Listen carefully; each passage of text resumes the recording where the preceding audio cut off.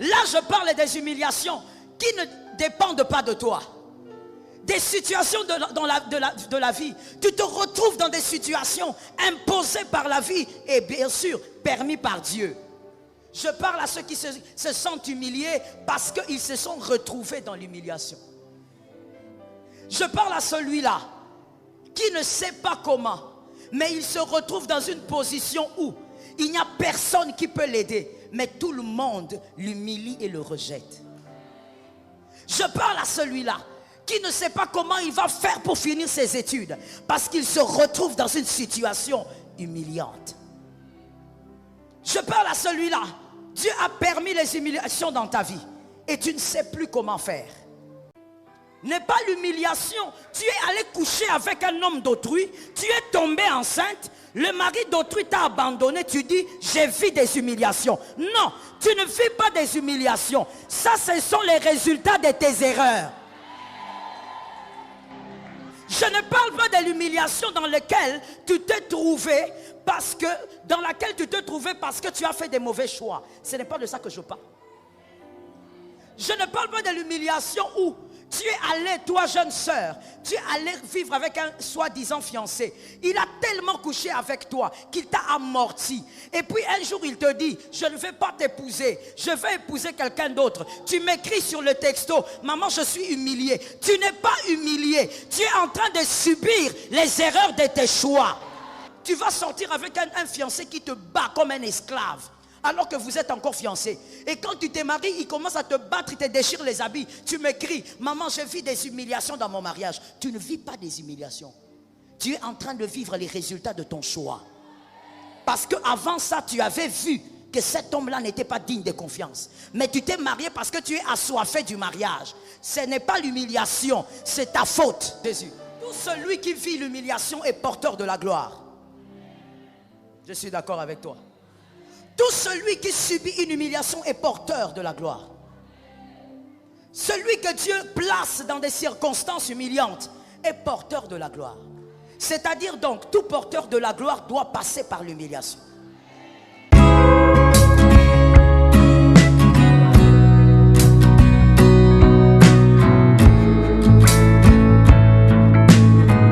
Shalom bien-aimé dans le Seigneur Jésus-Christ. La servante de Dieu Joël Gloria Cabassel, pasteur principal de l'église Assemblée évangélique Nouvelle Alliance de Kinshasa, parle d'un sujet sérieux, profond, spirituel. Tu vis peut-être un moment difficile, tu as été abaissé, humilié, rejeté, trahi. Mais écoute ceci, ce que les hommes ont utilisé pour t'écraser, Dieu l'utilisera pour t'élever. Ils t'ont rabaissé, ils ont ri de toi, ils ont cru que ta fin était arrivée. Mais ce qu'ils ne savaient pas, c'est que Dieu aime relever ceux que le monde méprise. Regarde Joseph, vendu comme esclave, emprisonné comme un criminel, mais élevé comme un roi en Égypte. Regarde Jésus, humilié sur la croix, rejeté par les hommes, mais glorifié par le Père, élevé au-dessus de tout nom. Toi aussi, Dieu écrit une histoire de relèvement pour ta vie. L'humiliation d'aujourd'hui est l'annonce prophétique de ta gloire future. Ne pleure plus. Ne laisse pas la honte définir ton identité. Dieu te dit aujourd'hui, je suis ton relèvement, je suis ta justice, je suis ta gloire. Ce que les hommes ont détruit, je le reconstruirai en mieux. Retiens ceci, ce qui t'a fait pleurer hier, te fera sourire demain.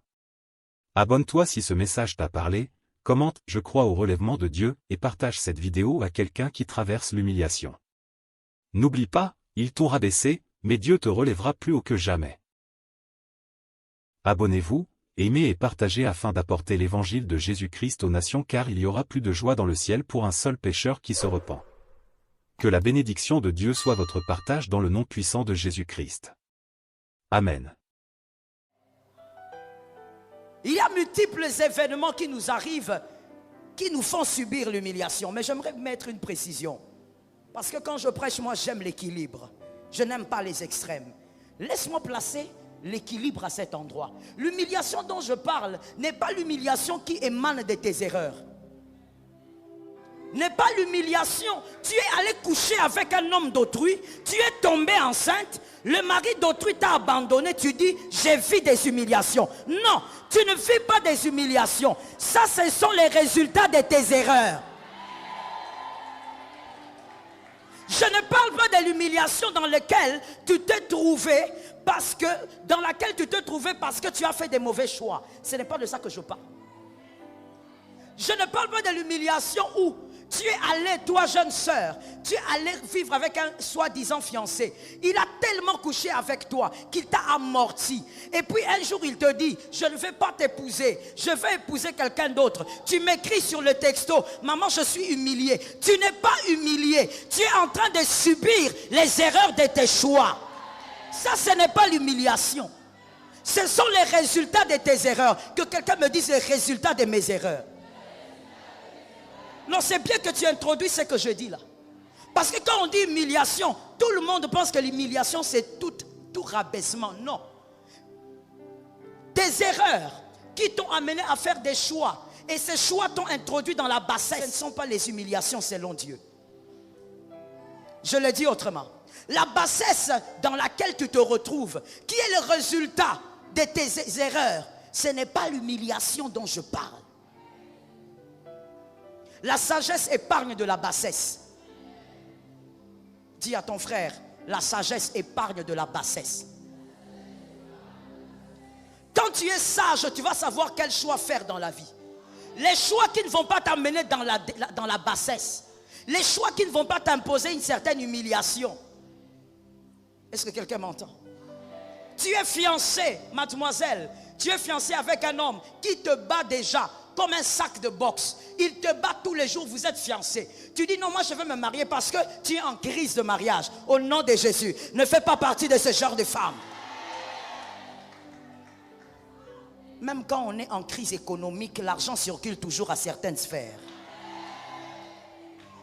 J'explique ce que je veux dire. Même quand il y a une crise de mariage, il y a toujours les hommes bien quelque part.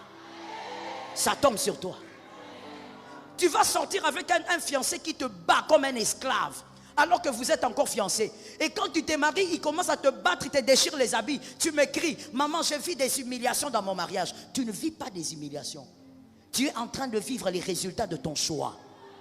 Parce qu'avant ça, tu avais vu que cet homme-là n'était pas digne de confiance. Mais tu t'es marié parce que tu es assoiffé du mariage. Ce n'est pas l'humiliation, c'est ta faute. Faites la part des choses avec ce que je veux dire ici. Il y a une fille qui me suit quelque part qui dit, oui, comme moi j'ai été engrossée, ce que maman dit ça me concerne. Ça ne te concerne pas. Ce que tu vis là, ce sont les erreurs de la vie que tu dois corriger maintenant en prenant des bonnes décisions pour le futur. Là je parle des humiliations qui ne dépendent pas de toi. Des situations de la vie. Tu te retrouves dans des situations imposées par la vie et bien sûr permis par Dieu. On va le voir chez quelqu'un. On peut le lire. Juge 11, 2 à 3. Juge 11, 2 à 3. Juge 11, 2 à 3. Voici ce que la parole dit. La femme de Galade, lui enfantant des fils, qui devenu grand, chassèrent Jephthé, que quelqu'un me dise Jephthé, et lui dire, tu n'hériteras pas dans la maison de notre père, car tu es un fils d'une autre femme. Verset 3. Et Jephthé s'enfuit loin de ses frères, et il habita dans le pays de Tob. Les gens d'Orient se rassemblèrent auprès de Jephthé, et ils faisaient avec lui des excursions. Parole du Seigneur. Ça, ce sont les humiliations que Dieu permet que la vie organise. Jephthé se retrouve humilié, pourquoi? À cause du choix de sa mère. On dit à Jephthé, tu ne vas pas hériter avec nous. Toi, tu es un fils illégitime. Tu n'es pas le fils du même lit que nous. Tu ne vas pas hériter. Jephthé se retrouve dans l'humiliation, pas parce qu'il a décidé, pas parce qu'il a fait des mauvais choix, mais il se retrouve dans l'humiliation. Les circonstances de la vie ont placé Jephthé dans l'humiliation. Je parle à ces gens. Toi qui vis des humiliations parce que les événements de la vie se sont organisés pour que tu te retrouves dans l'humiliation. C'est à toi que je m'arrête. Dieu des miracles va te parler. Te dire que ce qui t'arrive n'est pas encore la fin. Que quelqu'un me dise ce qui m'arrive n'est pas encore la fin. Jephthé n'a pas choisi. Jephthé s'est retrouvé. Je parle à ceux qui se sentent humiliés parce qu'ils se sont retrouvés dans l'humiliation. Je parle à celui-là qui ne sait pas comment, mais il se retrouve dans une position où il n'y a personne qui peut l'aider, mais tout le monde l'humilie et le rejette. Je parle à celui-là qui ne sait pas comment il va faire pour finir ses études, parce qu'il se retrouve dans une situation humiliante. Je parle à celui-là, Dieu a permis les humiliations dans ta vie et tu ne sais plus comment faire. L'Éternel est vivant. Il y a une chose qui nous donne la force pendant l'humiliation, et je veux que tu retiennes ça dès le début. Il y a une chose qui nous donne la force pendant les temps d'humiliation, c'est les regards fixés vers Jésus. Je suis d'accord avec toi. Le regard fixé vers Jésus. Tout celui qui vit l'humiliation est porteur de la gloire. Je suis d'accord avec toi. Tout celui qui subit une humiliation est porteur de la gloire. Celui que Dieu place dans des circonstances humiliantes est porteur de la gloire. C'est-à-dire donc, tout porteur de la gloire doit passer par l'humiliation. Personne ne peut arriver à la gloire si tu es enfant de Dieu sans passer par l'humiliation. Dieu n'a pas peur de la cendre. Les hommes ont peur de la cendre, Dieu n'a pas peur de la cendre. C'est-à-dire, Dieu n'a pas peur de te voir très bas. Dieu n'a pas peur de te voir dans la boue. Parce qu'il est celui qui prend très bas pour amener très haut. Les hommes, quand ils te voient très bas, ils disent comment il va faire. Sa vie s'arrête là parce qu'il est allé trop bas. Mais Dieu est professionnel. Il sait comment prendre les gens très bas et les amener très haut. La beauté de la puissance de Dieu réside aussi dans le fait que Dieu prend très bas pour amener haut. Dieu n'a pas peur de celui qui est dans la boue. Pourquoi? Parce que Dieu attend les humiliations là où les hommes ne peuvent plus rien faire, même pas toi-même. Des humiliations là où tu te retrouves vulnérable. Tu ne sais plus quoi faire. Personne ne peut plus rien faire pour toi. C'est là où la main de Dieu va commencer à agir. Laisse-moi parler à quelqu'un qui vivra les humiliations et qui vit les humiliations. Quand le Seigneur te permet de vivre certaines humiliations et qu'il t'amène très bas dans la cendre, c'est pour que tu saches aussi que l'homme est très limité. Que le cœur de l'homme reste le cœur de l'homme. Est-ce que quelqu'un m'entend bien? Laisse-moi regarder dans la Bible comment le cœur de l'homme fonctionne. Que quelqu'un me dise, regarde comment le cœur de l'homme fonctionne. Le cœur de l'homme a déjà vendu son propre frère, Joseph. Le cœur de l'homme. C'est-à-dire que même au milieu de tes frères, il peut avoir la trahison. Le cœur de l'homme a déjà même chassé son propre fils, Abraham.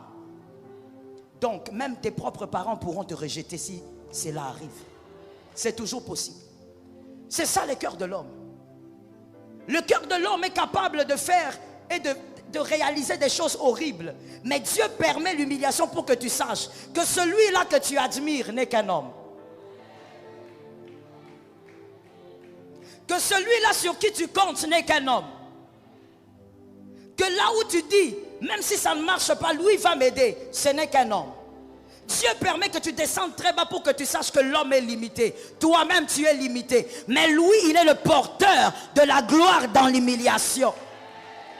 Ah, qu'une chose glorieuse tombe sur toi 3 fois. Lorsque Dieu permet les humiliations, c'est aussi pour que tu saches qui tu es vraiment. La gloire révèle qui nous sommes. Mais la gloire commence dans l'humiliation. C'est ça la beauté de la gloire. La gloire est cachée dans l'humiliation. C'est comme un gâteau dans lequel on cache quelque chose. Dans l'humiliation est cachée ta gloire. Et dans l'humiliation, c'est là qu'on sait qui tu es vraiment. Les types d'humiliation qui s'attachent à toi définissent qui tu es. Voilà pourquoi tout le monde ne peut pas être humilié de n'importe quelle manière. Il y a des gens que le Seigneur va épargner. Parce que si tu arrives à être humilié comme ça, tu vas abandonner Dieu. Mais il y a des personnes dont la gloire est grande. Et Dieu permet une humiliation aussi profonde. Est-ce que quelqu'un m'entend? Lorsque Dieu veut aussi que les hommes connaissent ton Dieu, Dieu permet une humiliation profonde. Ça tombe sur quelqu'un. Dieu voudrait que dans cette famille-là, on sache que toi, tu as un Dieu. Je dis quelque chose, mais il y a quelqu'un qui n'a pas compris. Que l'on ne sache pas que tu as un pasteur, qu'on sache que tu as un Dieu. Je le répète encore. Que l'on ne sache pas que tu as un prophète avec qui tu montes à la montagne, mais qu'on sache que tu as un Dieu. Non, je ne suis pas d'accord avec toi. Je dis que l'on ne connaisse pas le nom de ton pasteur, mais qu'on connaisse le nom de ton Dieu.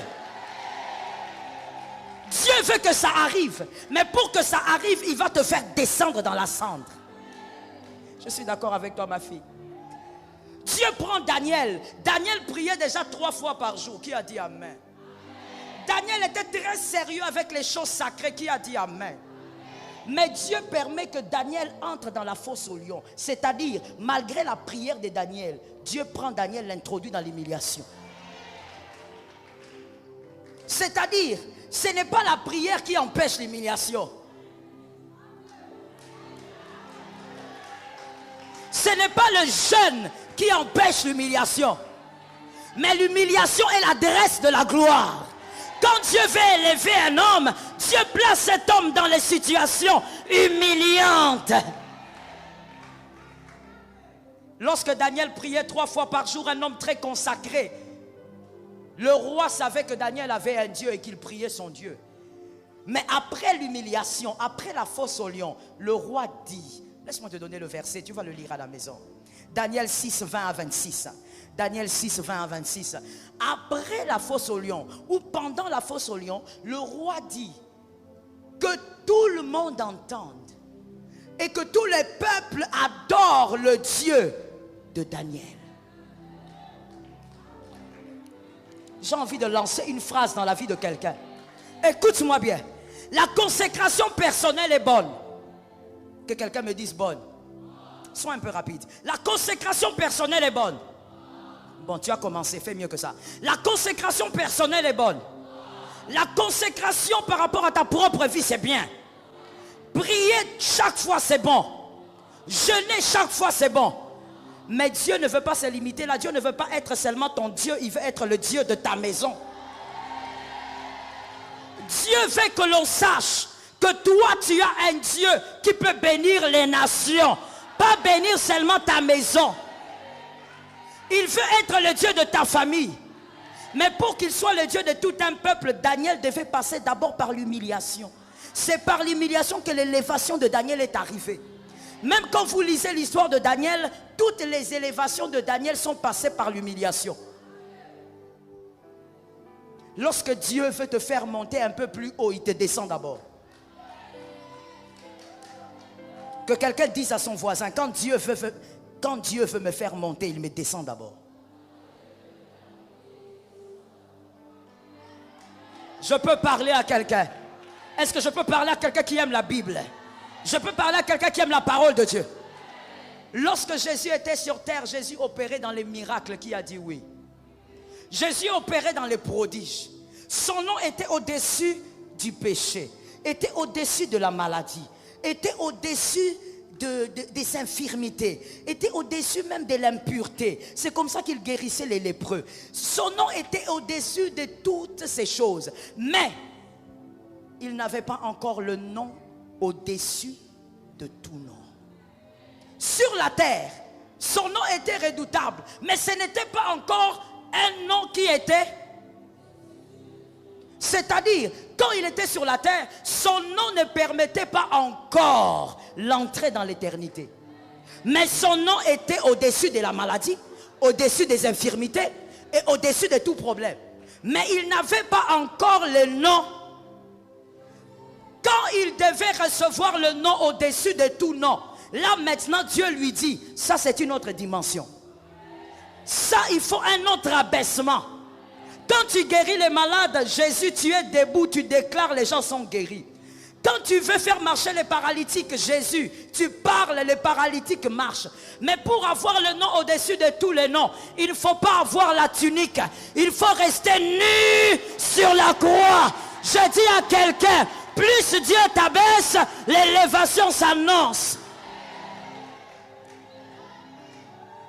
Dieu a abaissé Jésus. A voulu qu'il meure nu sur la croix. Quand on vous montre là qu'il a les vêtements, ce sont des mises en scène. Jésus n'est pas mort avec des vêtements. Les brigands qui étaient condamnés, les maudits qui étaient condamnés, par les Romains, on les tuait pas avec les habits. Un jeune homme de 33 ans, il est mort sans vêtements. Même pas les caches-sexes. Sur la croix. Pourquoi? Il recherchait quelque chose, mais qui était au-dessus de tout nom. Ce n'est pas gratuit. Jésus ne nous a pas donné que le salut. Il a reçu une gloire qui n'était pas gratuite. Je dis à quelqu'un, lorsque tu es dans l'abaissement, lorsque tu es dans la cendre et que quelqu'un se moque, quelqu'un te critique, il ne connaît pas Dieu. Celui qui connaît Dieu sait que ce qui t'arrive est une prophétie qui n'a pas besoin d'examination. La parole de Dieu dit, examinez toute prophétie. Mais l'humiliation que Dieu permet est une prophétie qui n'a pas besoin d'examination. Quand ça t'arrive, certainement, si tu gardes la bonne attitude, tu saisiras la gloire. Ça tombe sur toi, tu as la foi. Pendant que je parle, ne pense pas à ton voisin, ne pense pas à la maison, pense à ta vie. Jésus est en train de te parler de ta propre vie. Est-ce que quelqu'un m'entend bien? Voilà pourquoi j'ai l'habitude de te dire, fais attention aux fausses compassions. Tu n'en as pas besoin. Que quelqu'un vienne là commencer à pleurer avec toi. Tu n'as pas besoin de pleurer. Essuie tes larmes, mais ne pleure plus pour cette affaire-là. À chaque fois que ça fait mal, commence à louer le Seigneur. À chaque fois que tu sens le fardeau de l'humiliation, commence à célébrer Dieu. Je peux dire quelque chose. Écoute bien. Quand une femme est enceinte, elle est heureuse parce qu'elle est enceinte malgré les douleurs. Oui ou non? Quand une femme est enceinte, elle est heureuse de l'être malgré les douleurs. Mais si toi tu n'as jamais connu ce que c'est une grossesse, tu vas dire, comment ton ventre grossit comme ça? Pitié, hein? Tu souffres de quelle maladie? Celui qui s'étonne de ta grossesse et qui pense que c'est la maladie, il est ignorant ou il est un connaisseur. Celui qui est en train de te moquer de ton humiliation est un ignorant, ne sachant pas qu'après cela, il y a la gloire. Parler à quelqu'un qui est venu écouter les choses de Dieu. Lorsque tu vis dans l'humiliation, celui qui est debout et qui ne vit pas ce que tu vis, rien ne garantit que demain il sera toujours debout et que toi tu seras à genoux. La prophétie de l'humiliation est attachée aux surprises. Celui qui est à genoux aujourd'hui à cause de l'humiliation pourra engager ceux qui sont debout aujourd'hui. Ça tombe sur quelqu'un qui a entendu. Être à genoux dans la position d'humiliation ne veut pas dire qu'on est faible. Ça veut seulement dire qu'on se soumet à la volonté de Dieu à saisir une gloire. Est-ce que quelqu'un entend bien? Celui qui était dans le puits autrefois, je parle de Joseph, n'est pas resté dans le puits toute sa vie. Celui qui était dans le puits, c'est celui qui a nourri ses frères. Est-ce que quelqu'un m'entend bien? Celui qui a dormi sur le Nil, c'est celui qui entrera dans le palais. Là, je parle de Moïse. Celui qui a dormi sur le Nil, non, Moïse a dormi sur le Nil, en proie au crocodile. Mais c'est le même Moïse qui est entré au palais, qui est devenu le prince d'Égypte. Je dis à quelqu'un, le problème n'est pas ce que tu es aujourd'hui. Le problème n'est pas ce que tu vis aujourd'hui. Le problème, c'est ton attitude dans l'humiliation. Parce que ce qui est sûr, celui qui dort sur le Nil dormira dans le palais. Que celui qui a reçu ça dit, c'est tombé. Maintenant, regardez ceci. Celui qui dort dans le Nil, il s'agit de Moïse, est allé dormir dans le palais, n'est-ce pas? Mais celui qui dort dans le palais, qui est le prince d'Égypte, qu'on appelle Moïse, ce n'est pas ça la gloire que Jésus a réservée pour lui. Dieu a réservé plus grand pour lui. Mais Moïse ne savait pas que Dieu avait réservé plus grand. Dieu n'avait pas prévu qu'il soit seulement prince et qu'on lui fasse des courbettes. Dieu avait prévu que Moïse soit capable de manipuler la mer.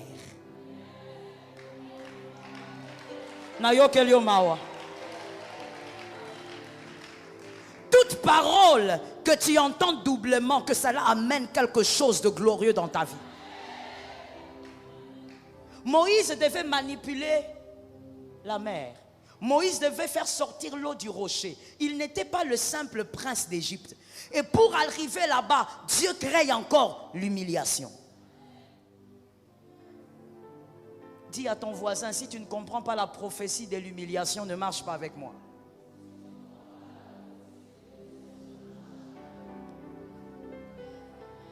Fais attention à ces gens-là qui ne comprennent pas la prophétie de l'humiliation. Quand ils te voient dans l'humiliation, ils commencent à parler. Est-ce que tu es sûr que là où tu vas prier, vraiment, il y a Dieu? Est-ce que tu es sûr que toutes ces heures-là de prière, ça te fait quelque chose? Pourquoi depuis que tu vas là-bas, rien ne change? C'est toi qui penses que rien ne change. Écoute-moi, maman. Quand tu es dans l'humiliation qui doit amener la gloire, rien ne doit changer. J'étais en train de dire, rien ne doit changer. L'humiliation doit continuer à se préparer. Tu dois continuer à pleurer, continuer à vivre des choses qui te font mal, continuer à avoir très mal dans ton cœur. Parce que le temps, quand ça va arriver, l'Éternel te sort de là. Il t'amène à dire, oh my God. Écoute-moi bien. Parle au voisin suspect qui est à côté de toi. Écoute-moi d'abord bien. Entre l'humiliation et la gloire, il n'y a pas de transition.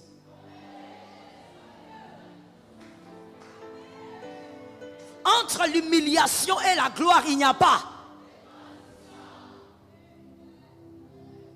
Lorsque Joseph quitte le trou, il arrive chez Potiphar, il devient chef chez Potiphar.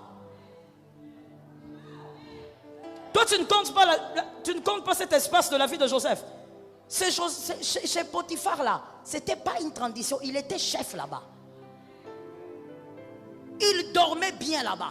Lui-même, il dit à la femme de Potiphar, le maître m'a tout donné, sauf toi.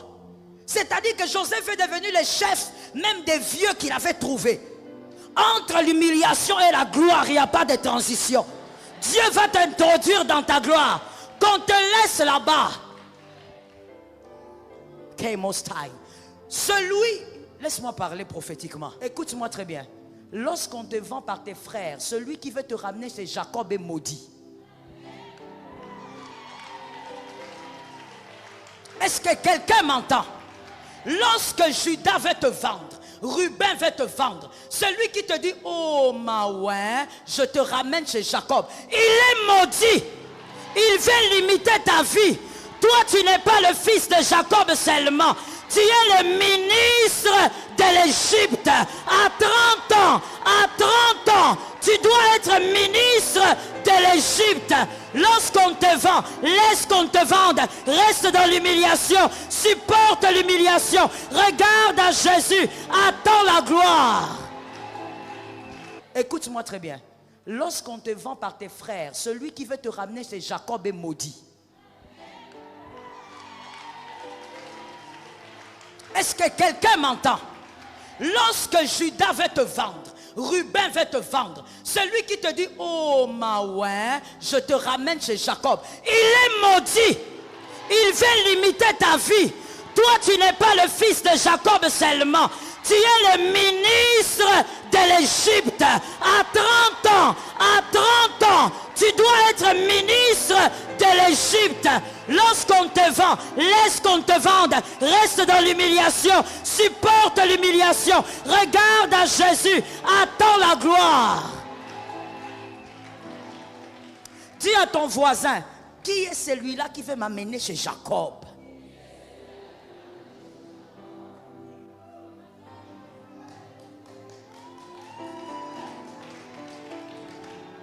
Si quelqu'un a pitié de toi, qu'il prie pour toi. Pourquoi? Je reviens à ce que je disais. Imaginez quand elle était maintenant enceinte, quand la grossesse est sortie, comment elle pouvait commencer à marcher en cadençant devant Abraham, devant Sarah. Allez imaginer combien elle était en train de faire des fières devant Sarah. Quand elle était enceinte de 5 mois, quand elle faisait des caprices de grossesse devant Abraham, allez imaginer ce que Sarah ressentait. Puisqu'elle était enceinte d'Abraham, Abraham devait s'occuper d'elle. Quand elle vient, elle dit, j'ai mal, même quand elle fabrique. Parce que les voleuses fabriquent toujours. Même quand elle fabrique les malaises, elle dit à Abraham, mets-moi sur tes cuisses, j'ai mal, je sens que j'ai une feuille, je ne respire pas bien. Abraham va la prendre, il met sur les cuisses, respire, respire. Et là, Sarah en train de regarder. Humiliation. humiliation. Il y a des gens qui pensent avancer. Et lorsqu'ils te regardent, ils disent, tu es Sarah. Il n'y a rien qui avance chez toi. Il n'y a rien qui marche chez toi. Il y a des gens qui reçoivent du travail. Ils disent, toi tu es Sarah. Rien ne fonctionne chez toi. Mais ce qu'ils ne savent pas, c'est que la bénédiction et la gloire qui arrivent permettra que toi, ta gloire soit une référence. Ta gloire soit citée. On dira, le Dieu de cette femme, le Dieu de cet homme, le Dieu de ses enfants, le Dieu de sa postérité. Ah, je dis à quelqu'un, toi, ta gloire sera une référence. Je dis à une femme, je dis à un homme, la gloire que tu envies n'est pas une référence au Congo.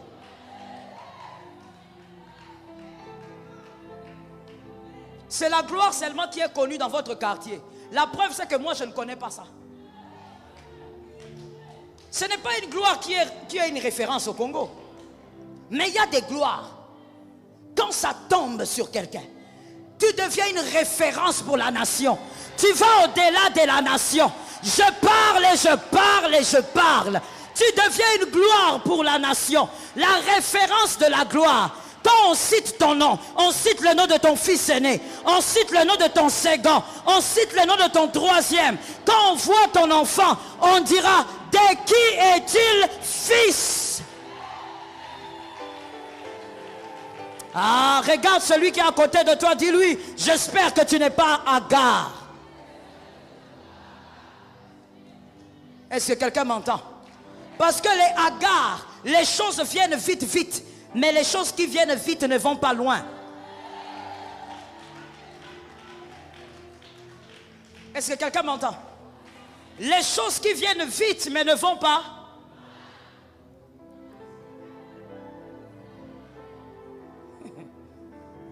Les choses qui viennent au temps de Dieu, ça, non seulement ça arrive, mais ça va très loin. Toi, tu vis ici à Kinshasa, mais la nouvelle va aller à l'Équateur, va aller au Bas-Congo, va aller dans le monde entier.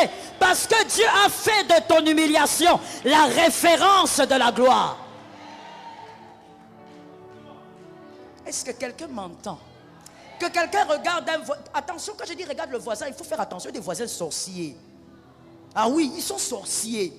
Ça veut dire même quand on prêche à lui, comme il est sorcier, rien n'entre en lui. Regarde un voisin et dis-lui, j'espère que tu n'es pas Agar.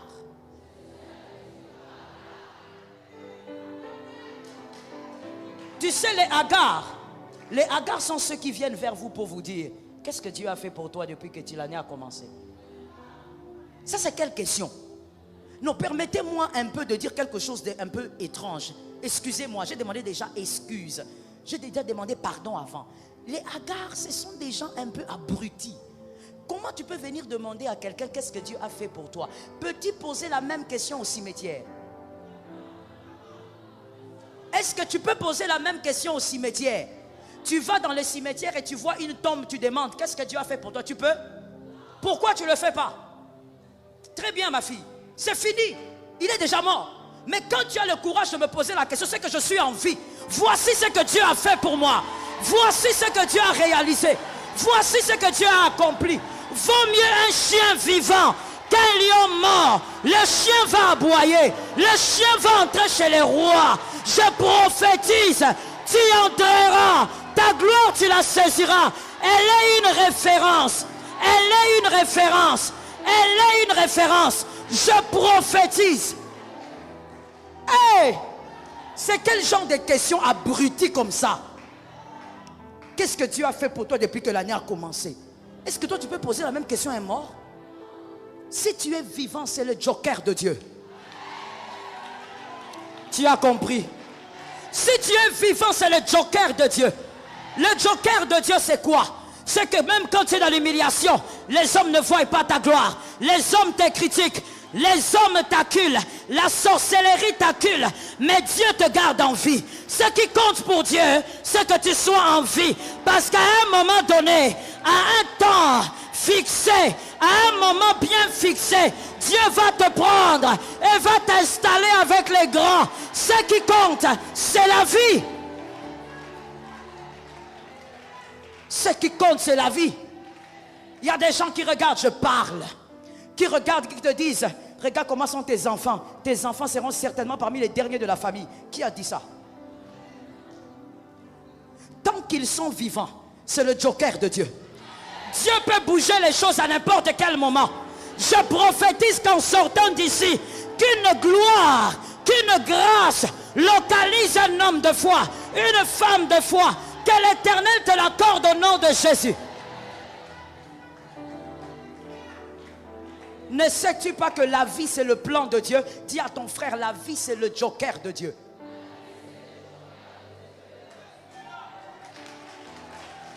Il y a quelqu'un qui vient qui dit, moi j'ai beaucoup de maladies, moi j'ai des myomes, moi j'ai ceci. Je te pose qu'une seule question. Est-ce que tu es vivant? Si tu es vivant, Dieu peut agir. Si tu es vivant, Dieu peut accomplir un miracle.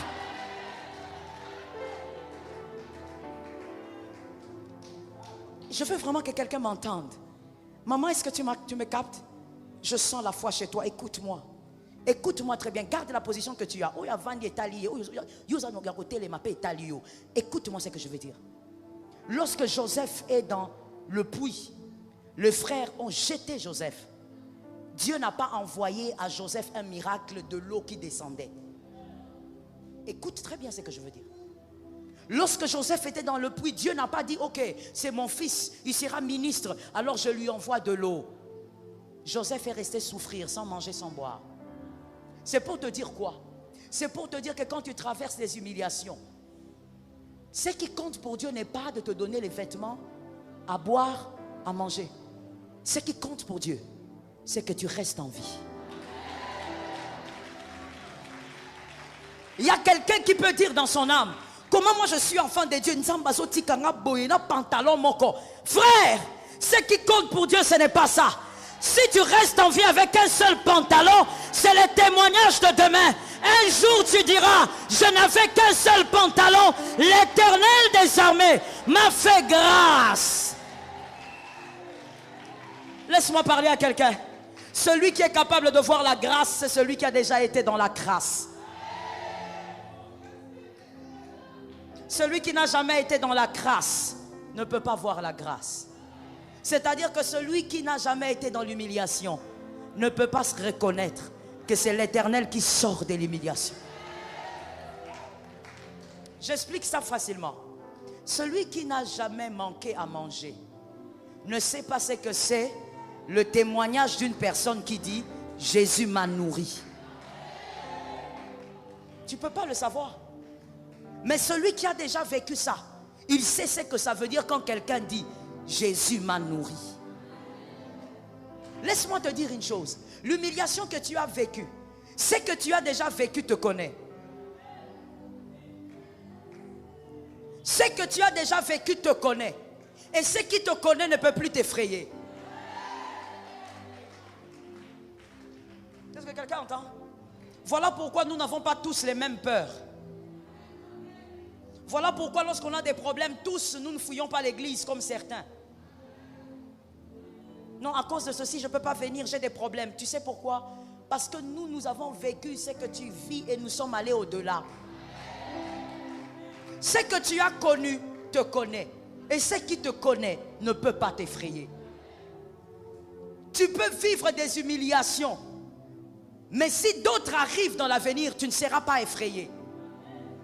Parce que tu as déjà vécu. Tu sais pourquoi Naomi a décidé de suivre Ruth? Plutôt, Ruth a décidé de suivre Naomi sans broncher. Naomi, écoute-moi bien, je suis en train de finir. Naomi, elle dit à Ruth, je n'ai rien. Rentre. Et Ruth lui regarde et dit, je te suis. Vous savez pourquoi? L'une des raisons, c'est que Ruth avait connu, la connaissait. Et ce qu'elle connaissait ou ce qui la connaissait ne l'effrayait plus. Quand Naomi dit je n'ai rien, Ruth avait quoi? Elle avait déjà perdu son mari. Elle n'avait aussi plus rien. Elle n'avait pas peur de la pauvreté de Naomi parce qu'elle-même, elle était déjà. Ce que tu as déjà affronté ne t'effraie pas. Et même si une autre humiliation va venir, cette humiliation ne te fera pas peur. Parce que tu as déjà vécu et tu as vaincu. Ah, je déclare au nom de Jésus, tu as vaincu et tu vaincras encore. Ce que tu as vécu t'a permis de vaincre. Et tu vaincras encore. Est-ce que quelqu'un m'entend? Celui qui te regarde avec un regard de dédain considère qu'il est ignorant. Voilà pourquoi pendant l'humiliation, il n'y a pas de place pour haïr les hommes. C'est ce que Joseph avait compris. Celui qui ne t'aide pas dans l'humiliation est ignorant. Mets ça dans le cadre de l'ignorance. Ne cultive pas la haine. Mets ça dans le cadre de l'ignorance. Il ne sait pas ce qu'il fait. S'il savait ce qu'il faisait, il t'aurait fait du bien. L'humiliation est une annonce à la gloire. Dis au voisin le plus proche, ce que je vis annonce une gloire.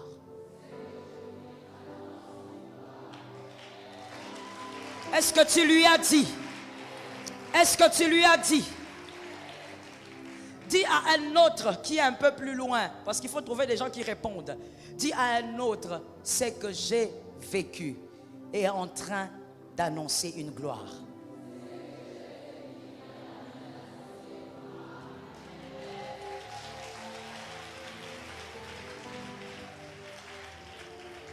Laisse-moi finir en disant ceci. Dans le caractère de Jésus et dans les habitudes de Jésus, Jésus ne fait pas des fausses annonces. Jésus ne fait pas des fausses annonces. C'est-à-dire, Jésus n'annonce pas quelque chose et après un moment, il te dit, non, c'est pas possible que ça arrive. Vous savez, il y a quelque chose, il y a un syndrome qu'on appelle le syndrome de grossesse nerveuse. C'est-à-dire que ce sont des fois ça arrive souvent aux filles célibataires qui ont peur de tomber enceinte ou aux femmes mariées mais qui n'arrivent pas à tomber enceinte. Et donc, qu'est-ce qui se passe? Cette personne se convainc qu'elle est enceinte. Et comme elle est convaincue qu'elle est enceinte, elle aura tous les symptômes. Vous avez déjà vécu ça, non? Ou vous avez déjà appris ça? C'est-à-dire quelqu'un qui a des malaises de grossesse, mais quand elle va à la maternité, elle n'est pas enceinte. On appelle ça les grossesses nerveuses. C'est psychologique. Mais vous voyez ce genre de choses, Jésus ne le fait pas. Jésus ne fait pas croire en une chose qui ne peut pas arriver.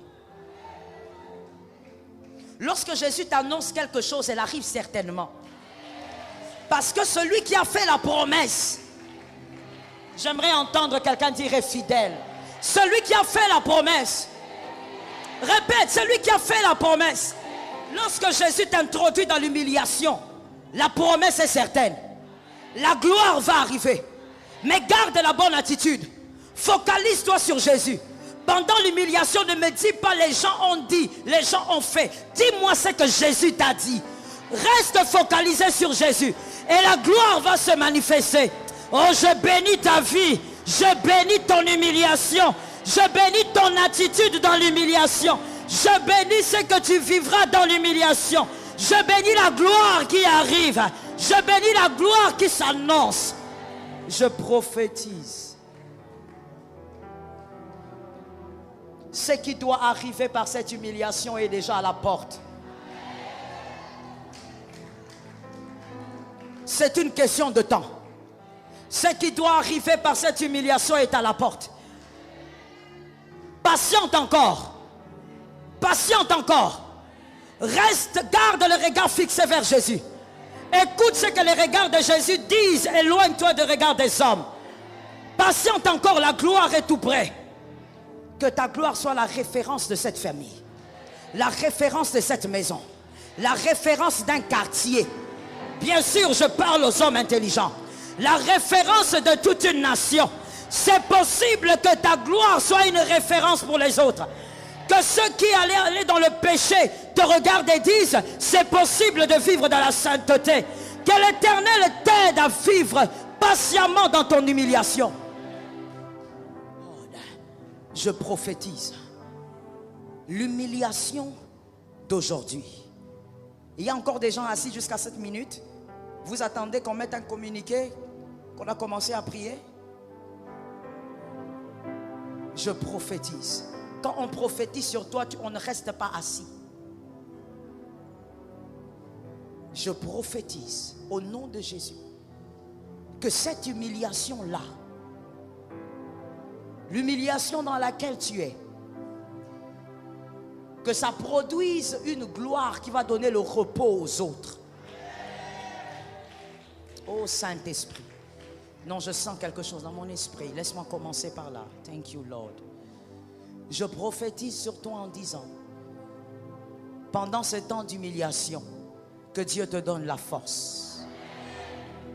Que Dieu te donne la paix. La paix qui vient de Dieu. Que Dieu te donne la paix. Pendant ce temps d'humiliation que tu es en train de traverser. Que Dieu t'aide à voir les regards fixés sur lui-même. Que tout ce que les hommes seront en train de dire n'atteigne pas ton cœur. Je lance la prophétie sur ton cœur. Que tout ce que les hommes seront en train de faire pour te rabaisser davantage n'atteigne pas ton cœur. Je barricade ton cœur au nom de Jésus. Que l'onction de Dieu couvre ton cœur. Que les paroles méchantes des hommes ne détruisent pas ta foi. J'ai besoin de ta foi. Que les paroles méchantes des hommes ne touchent pas ta foi. Que ta foi soit préservée. Que ta foi soit protégée. Que ta foi soit gardée. Plus les hommes vont te rabaisser, que ta foi monte au nom de Jésus. Saint-Esprit, je prophétise que cette humiliation-là te rapproche de Dieu. Que les larmes arrêtent de couler. Saint-Esprit, que les larmes, thank you Lord, que les larmes arrêtent de couler. Que ça te rapproche de Dieu. Qu'une connexion merveilleuse se passe entre toi et Dieu pendant ce temps d'humiliation. Qu'un rapprochement puissant se fasse entre toi et Dieu pendant cette période d'humiliation. Pendant que les hommes seront en train de te diminuer, toi entends Jésus te dire qu'il t'aime. Entends Jésus te dire qu'il est là. Entends Jésus te dire que tout va bien. Entends Jésus te fortifier au niveau de ton âme. Pendant cette période d'humiliation, que ton cœur ne soit pas atteint par les flèches du diable. Au nom de Jésus de Nazareth. Oh Lord. Oh Saint-Esprit. Je laisse le temps au Saint-Esprit de consoler les cœurs. Et toi, s'il te plaît, concentre-toi sur ta vie. Saint-Esprit, Saint-Esprit, Saint-Esprit, Saint-Esprit, Saint-Esprit, console celui qui est fatigué. Fatigué de vivre ces choses. Console son cœur, Saint-Esprit.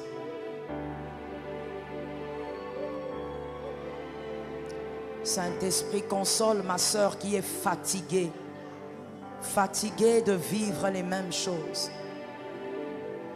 Fatiguée de vivre cette humiliation. Console mon frère. Console mon frère. Seigneur, ta grâce sur sa vie. Qu'un baume passe dans son cœur, Seigneur, et console son cœur. Lorsqu'il est seul, lorsqu'il pleure seul dans sa chambre, toi tu es là, console son cœur. Le Dieu de la consolation console les cœurs. Jésus est là. Jésus est là. Jésus est là. Jésus est là. Même si les hommes ne sont pas disponibles, Jésus est toujours disponible. Les hommes sont fatigués d'écouter les problèmes de ta vie, mais Jésus ne les laissera jamais. Jésus est là. Les consolateurs pendant les moments difficiles. l'appui fidèle, la béquille véritable. Jésus est là. Jésus, console mon frère, console ma sœur. Tu as les paroles pour lui qu'aucun homme ne pourrait avoir. Console mon frère. Console ma sœur.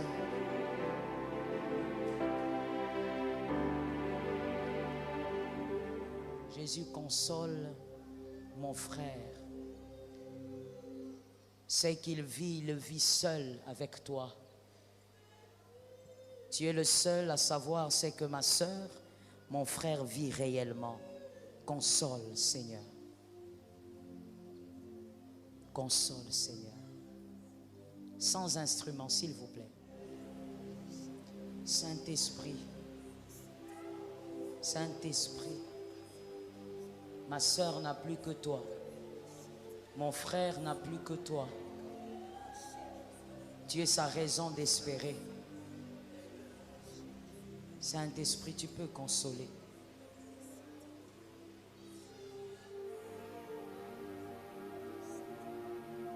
J'appelle Rabouni, le maître qui connaît les destinées des hommes. Le Dieu qui n'a pas peur des moqueries des gens. Parce qu'il a déjà écrit la fin de toutes les histoires. Le Dieu qui sait à quel moment l'histoire d'un homme doit créer la confusion dans la tête des sages. Le Dieu qui sait quand mettre les points et les virgules dans la vie des hommes. J'appelle Rabouni. J'appelle Rabouni. Thank you, Jesus. J'appelle Rabouni. Amenez-moi de l'huile. Ce culte est un culte de victoire et de métamorphose. Il y a des gens qui vont voir leur vie se métamorphoser. C'est Jésus qui fait ça. C'est Jésus qui fait ça. Je déclare sur cette huile, Seigneur, tu vas sceller la métamorphose de plusieurs vies. Par cette onction, tu vas, Seigneur, accomplir le changement de plusieurs événements dans la vie des hommes et des femmes qui vont croire. Je prophétise.